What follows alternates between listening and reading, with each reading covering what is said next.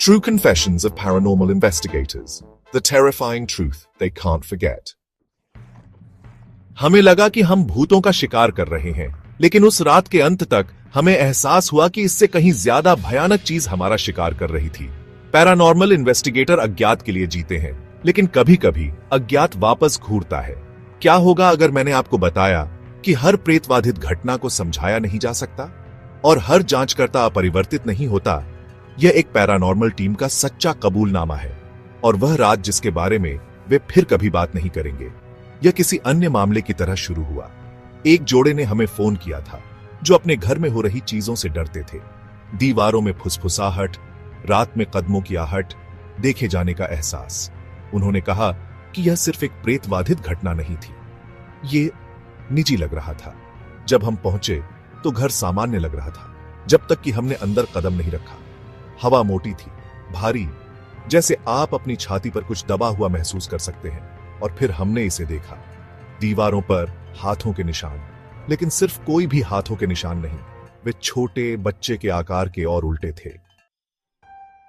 हमने हर कमरे में कैमरे लगाए, ईवीपी रिकॉर्डर, मोशन सेंसर, सब कुछ।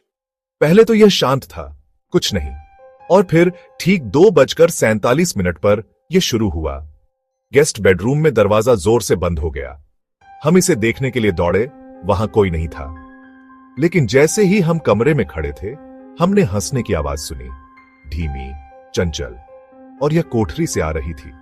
जब हमने इसे खोला तो अंदर कुछ नहीं था, सिवाय एक एकल लाल जूते के जो अभी भी गीला था। लेकिन घर कई दिनों से सूखा था। अगली रात चीजें और भी बदतर हो गईं। हमारी प्रमुख जांचकर्ता सारा फुटेज की समीक्षा कर रही थी। सारा, यह क्या बकवास है? रिकॉर्डिंग पर हम दीवारों पर हाथों के निशान देख सकते थे, लेकिन हम कुछ और भी देख सकते थे। एक आकृति, लंबा, छायादार, कैमरे लगाते समय हमारे ठीक पीछे खड़ा था। यह कभी नहीं हिला, यह बस देखता रहा। और ऑडियो में एक आवाज थी, वॉइस बाहर निकल जाओ। तभी खरोंच शुरू हुई, छत से, दीवारों से, फर्शों के अंदर से। हमने कालीन उठाया और कुछ ऐसा पाया जिससे मेरा खून जम गया। एक नाम, एमिली, लकड़ी में उकेरा हुआ। हमने घर के रिकॉर्ड खोजे। एमिली नाम की किसी लड़की के बारे में कुछ नहीं, लेकिन जब हमने पुलिस अभिलेखागार की जांच की, यह वहां था। 1965 का एक मामला। एमिली कार्टर, 7 साल की, लापता होने की सूचना मिली। आखिरी बार उसी घर में देखी गई। उन्हें कभी उसका शरीर नहीं मिला, लेकिन रिपोर्ट में एक आखिरी चीज का उल्लेख किया गया था, उसका लाल जूता, जो हमें कोठरी में मिला। हमें चले जाना चाहिए था, लेकिन हम जवाबों के लिए रुके। आखिरी रात सबसे बुरी थी। ठीक 3 बजे हर मोशन सेंसर एक साथ बंद हो गया, लाइटें टिमटिमाई, कैमरे खराब हो गए।